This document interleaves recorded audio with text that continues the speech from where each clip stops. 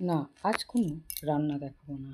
আজ দেখাবো আমাদের সংসারে নানা রকম কাজের মধ্যে ঠাকুরের কাজ বা এই পিতল কাঁসারের বাসনও মাজার কাজটা আমাদের থাকে। তো এই রকম বালতি দেখুন, আজ মনে হয় 4 থেকে 5 বছর এই বালতিটা ব্যবহার করি না। এখন প্রত্যেকের বাড়িতে কল এসে গেছে, মুখের সামনে জল, তো বালতির আর কোনো প্রয়োজন হয় না। তাই কলসি বালতিগুলো যে তুলে রেখেছি আর ব্যবহারই হয় না। এই রকম একটা বালতি আমি মেজে দেখাবো, সেই পাউডার আমি তৈরি করেছি। তো এই বালতিটা দেখে নিলেন প্রথমে কি অবস্থা ছিল আর কি অবস্থায় এনেছি মেজে। তা কি দিয়ে মেজে এই রকম চকচকে নতুনের মতো পরিষ্কার করলাম, সেটাই আজকে বানানো দেখাবো। প্রথমে আমি দেখিয়ে দিই বাইরে, ভিতরটা পুরোটাই। ভিতরটা আর একটু মিনিট 5 মাজলেই হতো, আমার কাছে সময় হাতে ছিল না, তাই এখন আর মাজলাম না, পরে মাজবো বলে রেখে দিলাম। তো আপনাদের দেখালাম যে কি অবস্থা বালতিটা। আজ প্রায় 4 থেকে 5 বছর ব্যবহার না করা বালতি আমি মেজে পরিষ্কার করলাম কি দিয়ে। প্রথমে আমি সাইট্রিক অ্যাসিড নিলাম 2 চামচ।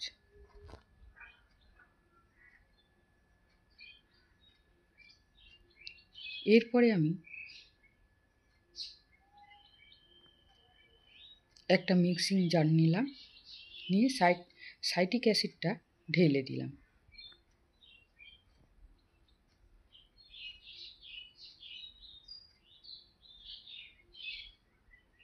এরপরে দেব খাবার সোডা, মিঠা সোডা, যেটা আমরা চপ ফুরুলি বানাতে গেলে যে মিঠা সোডা দিই, সেই মিঠা সোডা নিলাম। এরপরে দেব ডিটারজেন্ট পাউডার 1 চামচের মতো, দিয়ে মিক্সিতে একটু ঘুরিয়ে নেব। এরপরে মিক্সিতে ঘুরিয়ে নিয়ে এসে দেখাই পুরোটা একসঙ্গে মিক্সড হয়ে গেছে।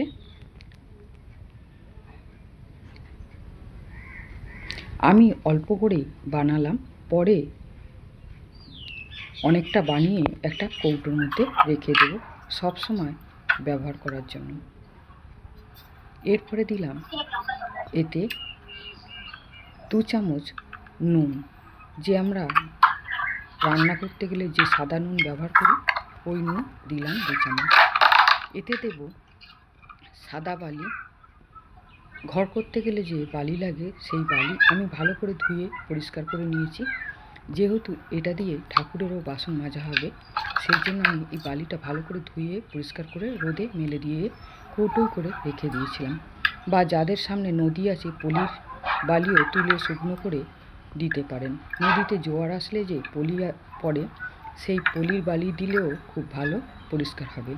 এটা ভালো করে মিশিয়ে নিলাম। এতে আর আমি কোনো কালার দেব না। ভালো করে চামচ দিয়ে আমি মিশিয়ে নেব।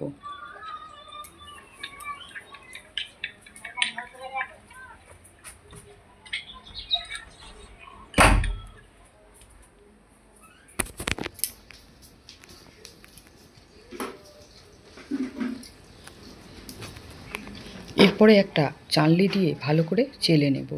যেসব গোটা গোটাগুলো আছে সেগুলো আর দেব না, এগুলো দিলেও কোনো অসুবিধা নেই।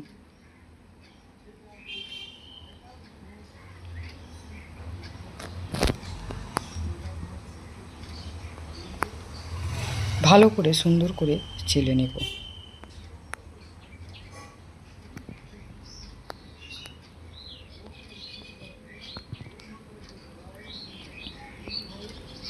নিয়ে আমি একটা বাসন মাজা সাবানের কৌটোর মধ্যে রেখে দেব।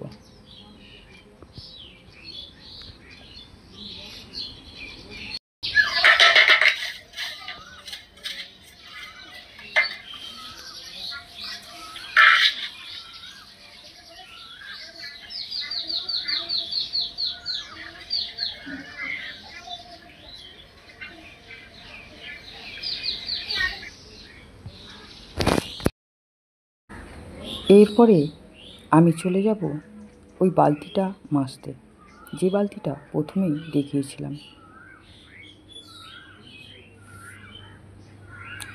একটু বেশি করে নিয়ে নেব, কেন বালতিটার অবস্থা দেখেছেন কি পরিস্থিতি। এই বালতিটা মাজতে গেলে একটুখানি দিলে হবে না। আমি একটা স্কচব্রাইট নিয়ে নিয়েছি, আর আমি যে বানালাম পাউডারটা, ওই পাউডারটা অল্প নিয়ে নিয়েছি। অল্প একটু জল দিয়ে ভালো করে স্কচব্রাইট দিয়ে ঘষে নেব।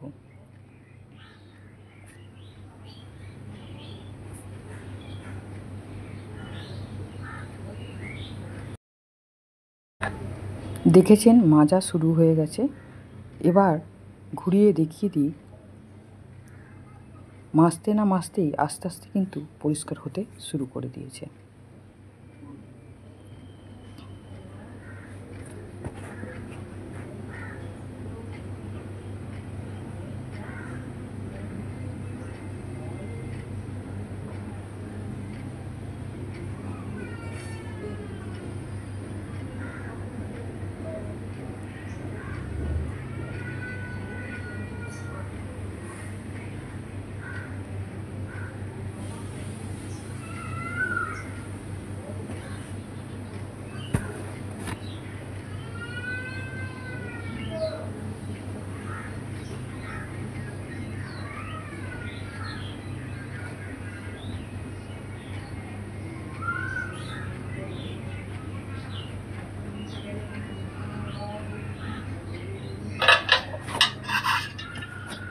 এই পিতল কাঁসারের বাসন মাজা পাউডার বানানো যদি আপনাদের ভালো লাগে, আমার চ্যানেলে একটা সাবস্ক্রাইব করে দেবেন, লাইক করবেন, কমেন্ট করে জানাবেন, আমার তাহলে বেশ ভালো লাগবে। এইভাবে আপনারা দোকান থেকে না কিনে বাড়িতেই বসে বানিয়ে নিতে পারেন খুব কম খরচে বাসন মাজা পাউডার। এতে কোনো কালার দেওয়ার প্রয়োজন নেই, যদি মনে করেন দিতে পারেন।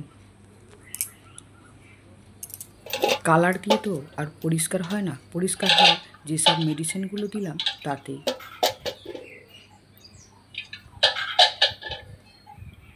এই যে দেখেছেন কতটা নোংরা বেরিয়েছে। আমি বালতি থেকে খানিকটা গড়িয়ে রেখেছিলাম দেখানোর জন্য। এগুলো হচ্ছে পিতলের কলঙ্ক বলে। আমার হাতে সময় নেই, নাহলে আরও একটু ঘষে নিতাম। তো নেই মামার থেকে কানা মামা অনেক ভালো।